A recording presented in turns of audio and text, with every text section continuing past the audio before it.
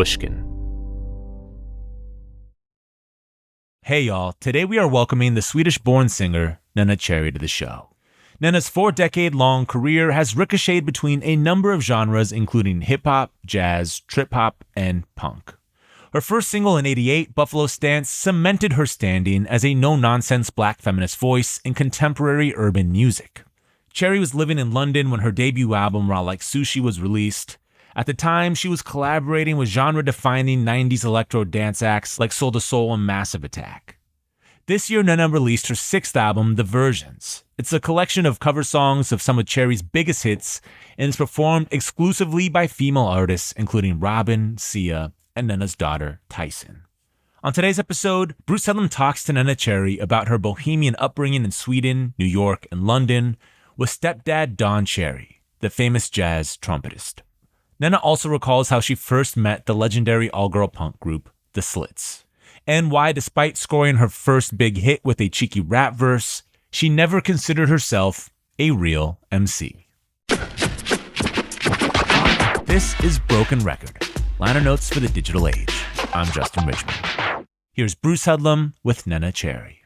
So we're here to talk about the new album, which is The Versions. Yes. Which is your first in 4 or 5 years, right? Yeah, and it's a kind of new style of album because I'm not really on it. So, which has been kind of an incredible experience. Is your voice snuck in here or there? I thought I heard it. I don't know whether it's someone has sampled it but it's really an idea that was hatched after the reissue of Raw Like Sushi came out. Honey Dijon, my beloved Honey Dijon, made a remix of Buddy X, which kind of came out at the same time. And that kind of then hatched an idea to ask other people to cover the songs. Initially, it was going to be just the songs on Raw Like Sushi. We were like, well, let's reach out to, for instance, Robyn, who's a great friend and my sister and someone I really consider to be a great inspiration. But I also know that she kind of grew up with Raw Like Sushi. So in a way, it was a kind of no-brainer. So she was maybe one of the first people that we asked. And then Seyna Boussay, who's also a Swedish artist with a Gambian background. She's amazing.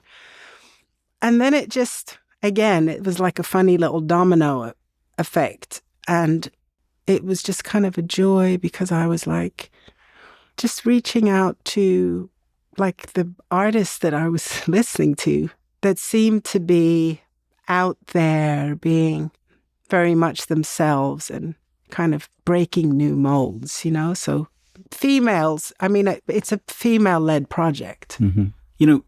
Just looking over your career, you don't seem like someone who likes revisiting things. Every album is something new. Broken Politics is different than the album before. The album before that was the jazz record. What's it like to go back and revisit things? I think there is something quite important about revisiting things. And you're right. I have always been slightly allergic to relying on the past. I've always felt like I want to move forward because I feel so unfinished. And I feel like I'm always battling with my own insecurities and demons, as in the things around me that question not necessarily whether I'm doing things good enough, but whether I'm reaching the things that I feel that I need, that I want to tap into or express, or to be open enough for those things to flow out. Yeah, and also being a bit scared of getting caught in some sort of a karaoke hellhole, where you're just relying on and rehatching things that have already been done because that's what people maybe recognize or know the best. I'm 58, and maybe in that movement of looking forward, always kind of pushed through and pushed ahead. Hopefully, maybe if I'm lucky, I'm just a little bit over halfway through my life. I think it's important to kind of take stock. So revisiting these songs, because I think that's kind of what you were asking, has become a very beautiful thing, especially as it's through the eyes of other people. And and a lot of the artists are kind of another generation to me, a younger generation. I mean, okay, we try not to over-obsess, but, you hope that when you have a good song, that song has its own legs that other people can use to walk or run with, And so it's been like a very cathartic but beautiful journey. And I feel very connected to all of the different artists that have Sudan Archives, Kelsey Lou, Green Tea Peng. My daughter Tyson did a song. Your daughter, who has a famous history with buffalo stance. Yeah. She was in utero. She performed on Top of the Pops.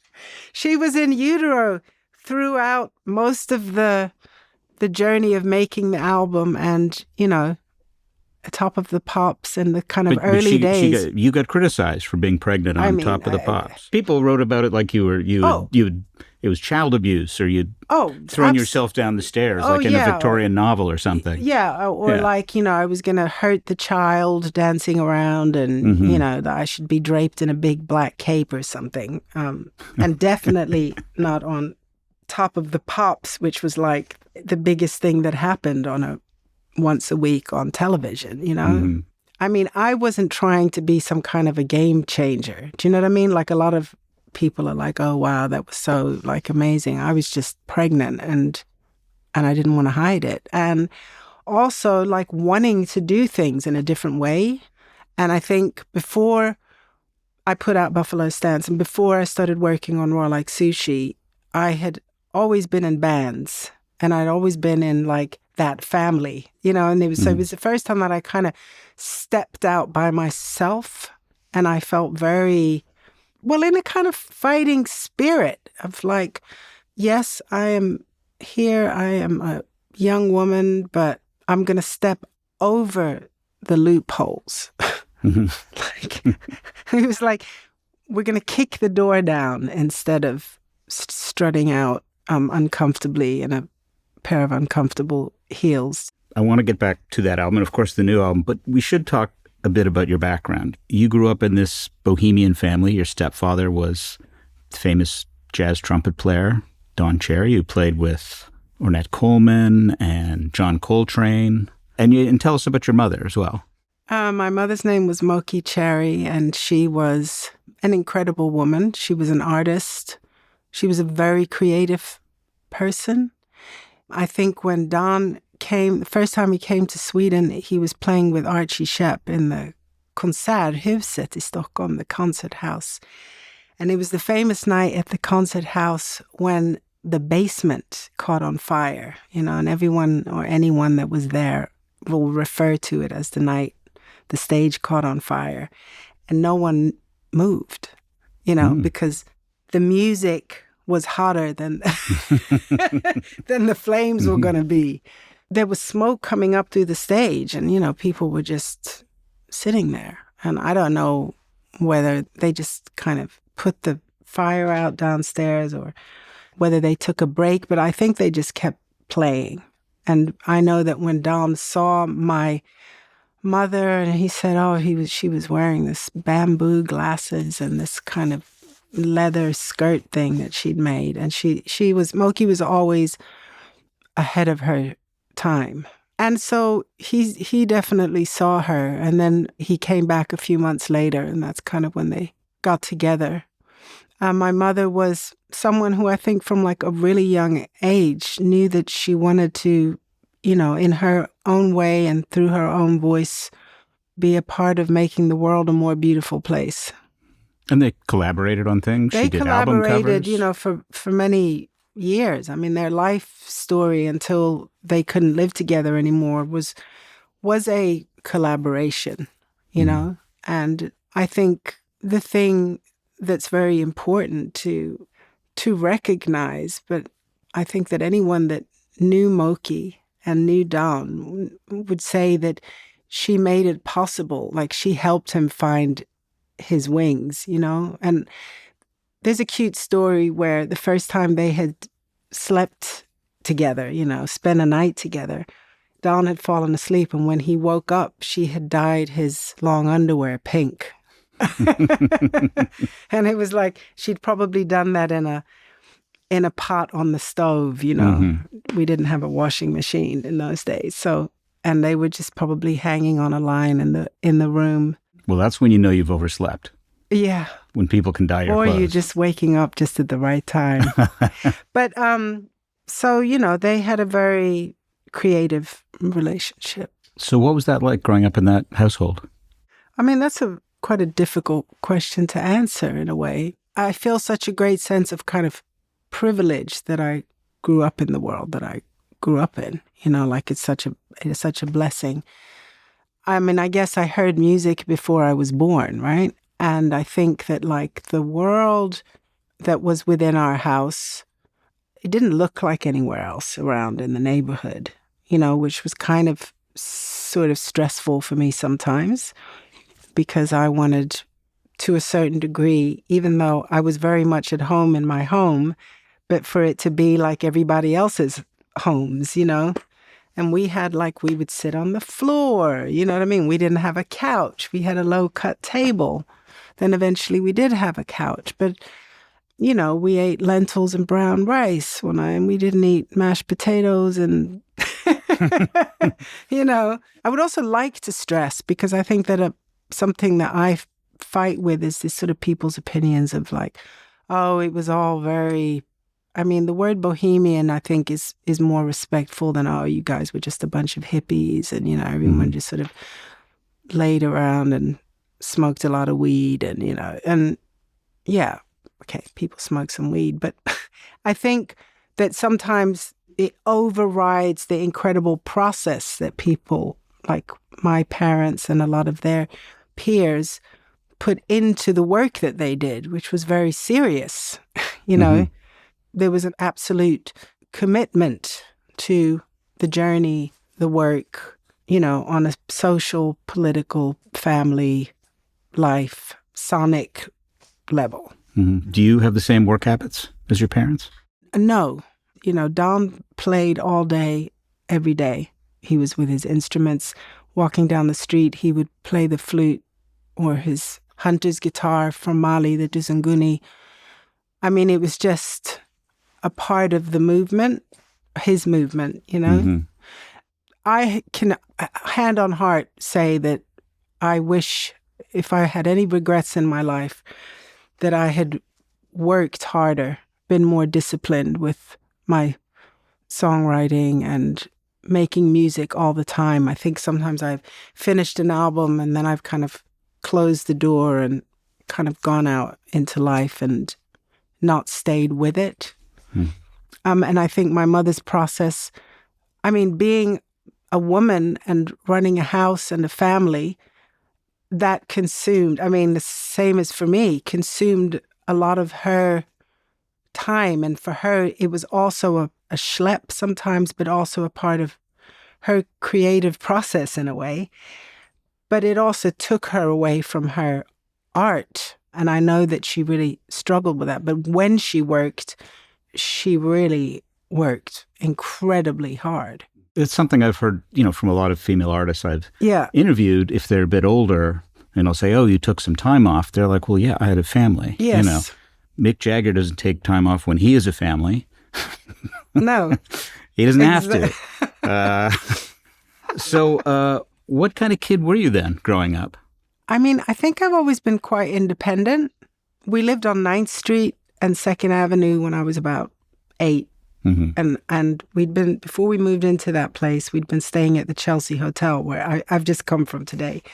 And I had a friend there who was the daughter of a painter called Al Loving, I believe. And she was living in the Chelsea too. We'd moved to 9th Street. And when we got down to 9th Street after a couple of days, I was like, oh, I want to see Anne. And my mother went, okay, well, you can walk there. So if you go all the way on 2nd Avenue to 23rd Street, and then you go all the way up on 23rd Street to whatever, 8th and between 7th and 8th or 8th and 9th, you'll get there. And I did that. And I think now, like, I would never have set my kids out on one of those walks. I think I was quite independent and very sensitive, but also determined to be okay. And I think sometimes that determination has meant that I have also shut down certain things to kind of feel all right, which I've dealt with later in life. Stress or difficult things for everything to kind of to be fine. And, you know, there was a big contrast, of course, between like being in the forest in Sweden, where my parents bought a house in 1970, an old schoolhouse, and then on a regular basis coming to live in New York, which I'm like so thankful for, because I think I would have been a very different person if I had just spent the first 16 years of my life in Sweden. Do you remember forming your own musical taste? I mean, your stepdad was playing trumpet all the time because that's what professional jazz musicians have to do. Was there a point you were listening to something else and saying, well, this is what I want, or the Beatles, whatever it was? I mean, the problem is, the problem is that if you look into the record collection that we still have, which was like the record collection that I grew up with, obviously things have been added to it over the years. It was such a mixture of stuff. So like my parents listened to everything from like a recording made in the rainforest in Zaire to the Commodores or the Rolling Stones or, you know, so within that music, I found my own shit, you know, like Don bought, and he was always like buying whatever was coming out. So I can remember being like 6 and listening to the Jackson 5, the first Diana Ross Presents the Jackson 5, or Sly and the Family Stone, and having favorites. I mean, growing up in Sweden in the 70s, I mean, all my friends were listening to like English music, like The Sweet, and a lot of my friends at school were like into Donny Osmond and stuff. And I was, you know, it was like kind of surreal. And of course, some of those classic like Sparks records and some of those, you know, British kind of glam pop tunes, ABBA. Yeah.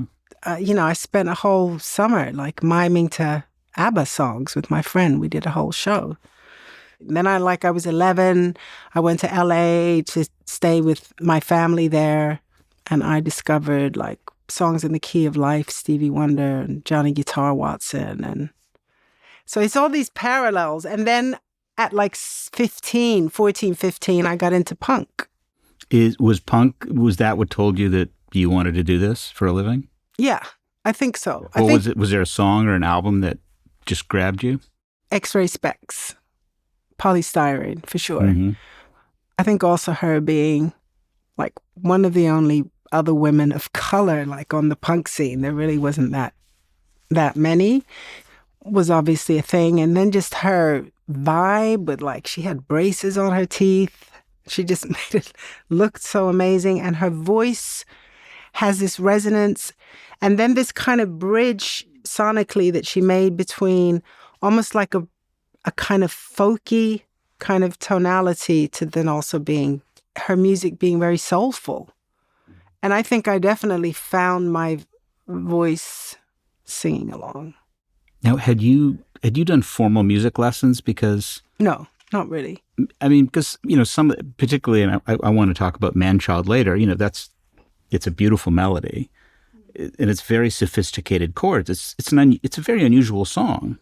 It's very complex. It's got different modes in it. Were those just things you were sensitive to? It was not something... Yeah, I was just following, I was working with an auto chord, a Casio keyboard that had a auto chord settings on the left-hand side. And I had 1 or 2 kind of melodies, which were the, you know, Is It the Pain of the Drinking or the Sunday Sinking Feeling, which were the 2 first lines in the first verse. And then I just think I sat with the auto chord, and I remember particularly in the second verse, and it just took the melodies into another place, and I just kind of went with it, and I just kind of kept my little tape recorder going. So again, it was this kind of weird instinctual thing. So when someone comes in and says, there's an E-flat Dorian. You're like, yeah, whatever. Yeah, whatever. Right. And in fact, my dad was like, you had 7 chords in the verse. That's pretty. I was like, okay, cool. Yeah, whatever. So punk is what took you back to England, right? Punk is what took me to England in the first place, really. Right. We didn't really, it was not a place that I had really spent any time in growing up. And you went pretty young. But I went young. I mean, I was 16 when I went there. Were your parents like, good luck, try and make a career in music? No, I mean, it didn't really happen like that. It's funny. I was just on a journey, I guess. I'd met the Slits, Ari and Viv and Tessa when this is another thing, like so many of the threads of my things that have led from one thing to another, it's all kind of connected to my family, So Don had toured with the Slits. They were like discovering jazz, and they were the great British punk band, we should explain. Yeah, all women, fantastic group. So he brought me on the tour. And then towards the end of that tour, I met Ari. I mean, Ari was, we found each other kind of thing. We became friends, and then she invited me to come and visit her. Mm-hmm. So I kind of came on it was like summertime. I just came to hang out, ended up staying at her house. She was still living at her mom's house. And then we just kind of became inseparable, like really, really close friends. And she sort of took me under her wing, and then I got a job working at this place called Better Badges in Portobello Road. And I just kind of stayed. And then that led into the guys from the pop group forming a new band called Rip, Rig and Panic and asking me to sing. Mm-hmm. So that's kind of how making music kind of happened, really.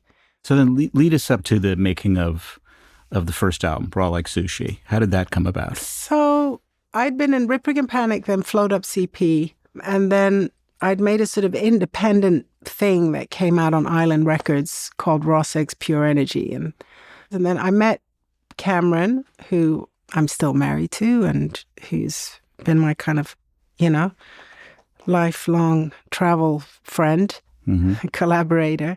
And he just kind of said to me at some point, like, why are you not writing songs? Like, you should write. And I wrote a song called Looking in the Eyes of Love, and I sang it. I mean, I just wrote it in my head, and I sang it in on a cassette and put it through his letterbox, his mailbox. And then like a few hours later, he called me up and he had put chords to it, and it was a song. I was like, oh, shit, that's amazing. And Buffalo Stance was a kind of weird coincidence, right? Which is what kind of then led the album, because it had been on the B-side of this record called Looking Good Diving by Morgan McVeigh, one of those people being my husband, Cameron. And they had this idea of like doing almost like a remix of their tune, which was very pop. So to do like a, dare I say, cooler B-side. So no disrespect. So we kind of spent an afternoon just in mine and Cameron's flat, as we say in London, using some of the elements of the original and just rewriting the lyrics. I wrote the raps. We wrote the chorus and the bridge together. And then Nelly Hooper, who like produced Soul to Soul, and DJ Milo, they were kind of part of the Wild Bunch, which then became Massive Attack. So they produced that. And then that just kind of disappeared a little bit. And then my friend Tim Simonon, who was part of Bomb the Bass, he sort of led Bomb the Bass, heard it. He really liked it. And so he wanted to recut it. So that's how Buffalo Stance happened. Because without him, I mean, talk about looking forward. Well, I mean, we were like already past it. Do you know what I mean? I guess, first of all, I should ask you, did the success surprise you then when it became a big hit? We were on a small like tour around England, or maybe a little bit in Europe, with Bomb the Bass. And I was I was pregnant. I had a MC with me called Gilly G. I guess we were just kind of playing off backing tracks. And we did 3 songs. And Buffalo Stance was the last song in the set. And we noticed as we were kind of going around the country that people were starting to recognize it. And And I remember one night sitting on my bed in our house in West London, and there was this kind of late night American top 10 with Casey Kasem that, you know, and every week he would show a kind of something climbing up the chart, something that's drawing a bit of attention to it. And lo and behold, there was a little clip of Buffalo Stance. And I was just like, oh my God, this is, because at that point it was still very kind of European, and it had just started to spill into here. What's amazing about that song to me is how different it is from a lot of the music that was coming out in England at that point, which was like Massive Attack and those bands. You know, they would try and get a groove going. It was often a pretty simple melodic idea. Buffalo Stance has so many different voices in it. I know they're all your voice, but, you know, it's like if you count them, it starts with you saying you want a beat. Yeah. You throw in a little expletive there. Then you have that very English accent introducing the hi-hat or the something. hi-hat. Then you have, so that's two. Then you start rapping. Now, had you rapped a lot by that point? Yeah, definitely a bit. Like, I think that as I was kind of doing my own thing, being such a part of that era and it being such a kind of important part of what was going on and inspiring and influential. Yeah, like it was kind of a no-brainer, and it became a really interesting way of telling stories. So, you know, you can just like be a bit more blatant in a rap. So you rap the verses, and then you've got the gigolo sucker, that Yeah. little scratch break. And then you've got your singing voice for the pre-chorus and the chorus. So that's your singing voice, but it doesn't stop there. Then you've got that spoken break, the what's he like? Now, was that a real conversation? How did that come up? I mean, that kind of comes from a friend of mine whose name is Fat Tony, who's a DJ and just a really close friend. I've known him for millions of years, and we spent a lot of time out dancing together and out. And he would look at people and go, oh my God, what's he like? What's she like? Oh God, look at her. And so it was like it just came into my head when we were kind of doing ad libs. But then you go back to the chorus, but then you've got that whole different part, the sort of wind in my face. Oh yeah, the kind of little poem at the end. So I'm just like, that's like 7 or 8 kind of different voices in one song. It reminds me of maybe it's a schizophrenic tune. I've never thought of that. Well, no, it reminds me of old like Beatles songs, like Day in the Life or You Never Give Me Your Money. Like Paul McCartney will use like 3 different voices. Yeah.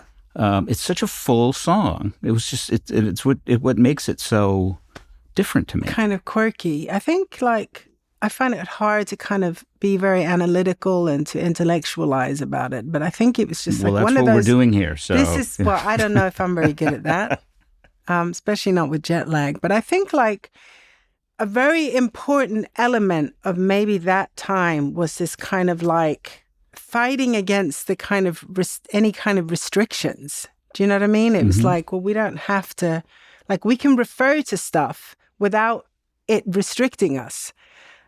You know, so yeah, I'm going to rap, and then, you know, we're sort of ultimately, in a way, without wanting to sell out, still making pop records. You know what I mean? And over here, it was sold as a rap record.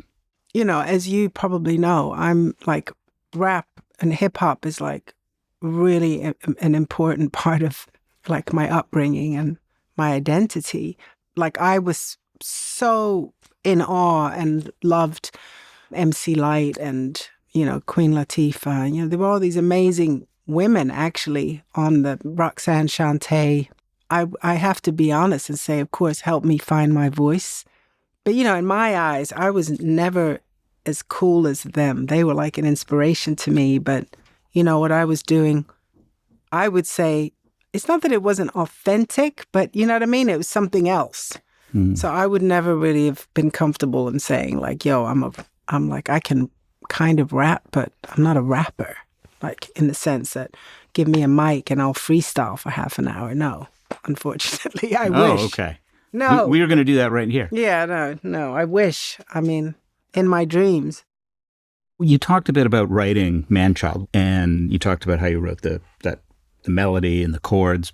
It's also a song that's full of great lines that reminds me of some of your later stuff, like on the Blank Project or Fallen Leaves, which was on your last album, which was just such a beautiful song. It's got that great line, through the speaker boxes, loud's my diagnosis, I believe in miracles, and words in heavy doses, which I thought was just great line.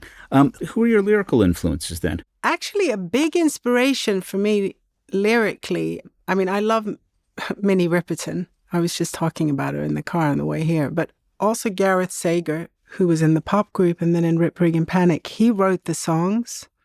And a lot of, I sang his lyrics kind of, I was like really young. Sometimes I didn't really understand what I was saying.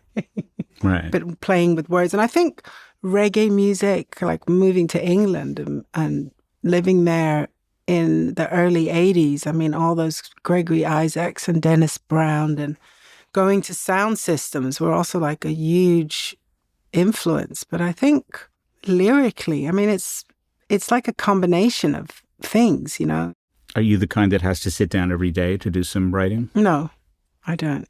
I should do, but I don't. I think it would be quite good for me if I did, but I don't. Mm-hmm. When you've got an album coming up, then you just make yourself? Yeah, I definitely have a kind of getting inside, and there's a waiting room, and the battle is to kind of get inside. There's a zone. I quite often maybe get slightly obsessed when I'm writing lyrics and looking for things and waiting for to get the kind of click in my head, Mm-hmm. You have to use, for me, life experiences, to me, they're like stories, telling a story. And when I start a song, it's like I need to find the grain. Like, what is this song about? Where am I? Mm-hmm. Can I give you an example from Fallen Leaves? Yeah. Just because I'm down, don't step all over me. Yeah. Just as an example, that's at the end of a long chorus. But what was that about? How did you get there? I started writing that song. I live quite near to the canal in London. And I know I was walking on the canal, and it was literally like probably a quite autumnal thing going on. And I just had this sense of, when you're just like hearing traffic and the world going on around. And I think I was thinking about most people that would like to indulge in your story when you're on the ground are not that interested. Mm-hmm. Did you go through something like that at that point? Was there something public? I'm a human in life. I've gone through all kinds of shit, as we do. But I just think that it's pretty hard to not be aware of that kind of the vultures come and sit by you when you're actually down on the ground. Yeah. When you're up running along, I think. So ultimately, I guess it's maybe a song about survival, actually. Well, we haven't talked enough about the new album. Yeah. And one of the great treats on this album, for me, and I think it's going to be for a lot of people, is the version of Woman. Yes. By Anoni. Anoni, who brings the complete, huge set of experiences to the song. So tell me first about writing the original. That was on your third album. It was on Man. Yep. What inspired that song? Womanhood. Being a woman, shamelessly wanting to write a song about what that means. Not having to make any excuses, like, okay, this is woman. I think also like Don, my dad was there. I might have been pregnant with Mabel, and he was kind of dying. Not kind of. And I think there was also maybe a more complex thing going on where, I was creating a child, Mabel was in utero. I was also a daughter to my dad who was dying. And there were so many reflections of my own womanhood going on around me, and being 33 or something, and having had just kind of coming over a threshold of coming out of the 20s into the 30s, and you're trying to find your so-called authentic self or something like that. Anyway, it's a song, and it's a song that sometimes has also annoyed me. Well, why is that? Because I I've found it sometimes a bit restricting, and sometimes in later years, I found the production a bit like pompous with strings and, this is a woman's world, like I was like, oh my God, I kind of wanted to take it out of the box. And I think that's what Anohni's done.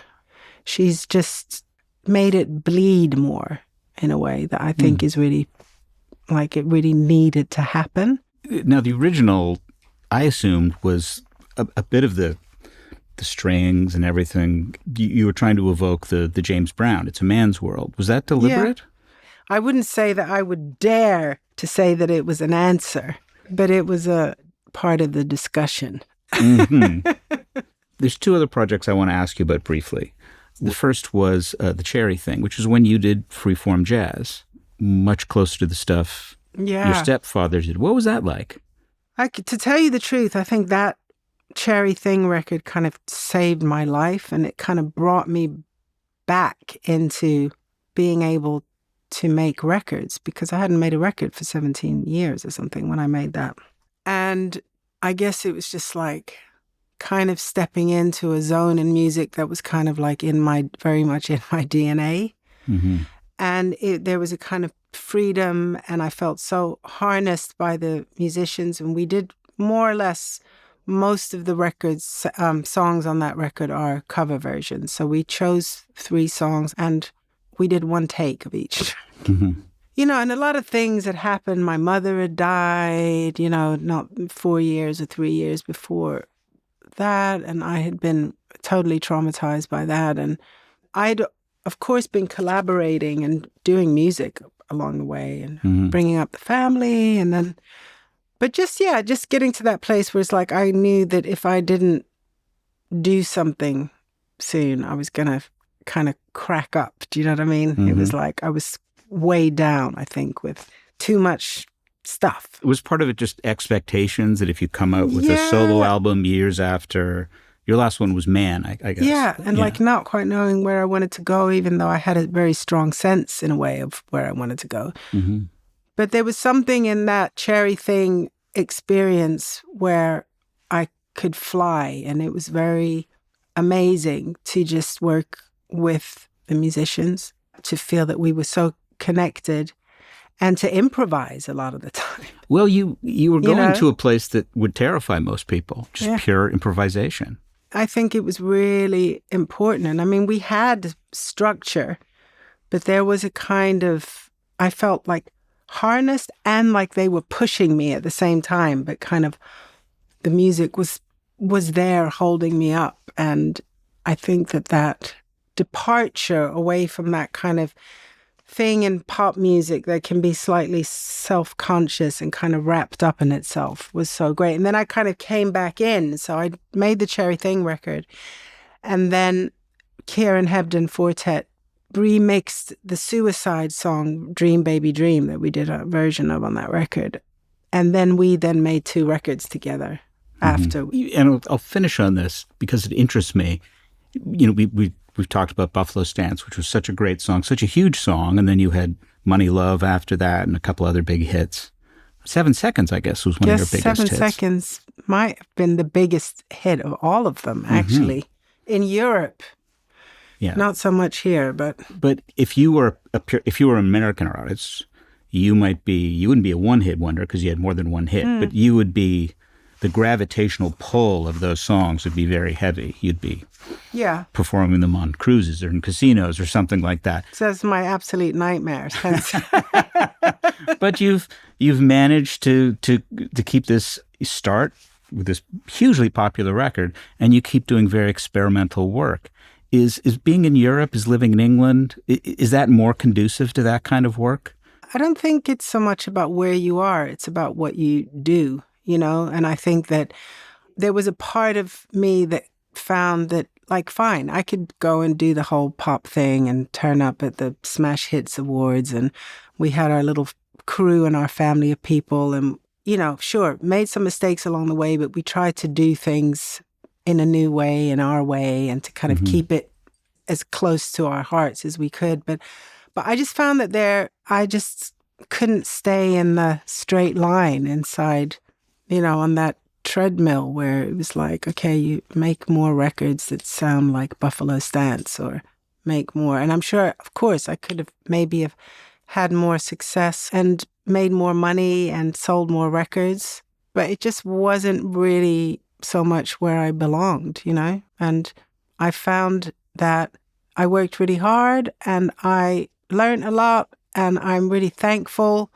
But there were also elements of it that I was like, it's not really what I'm living my life for. Yeah, I, made some conscious decisions to absolutely keep veering to the left. So what's next, Yeah, I'm just about to go into writing some new music. I haven't made any new music for a while.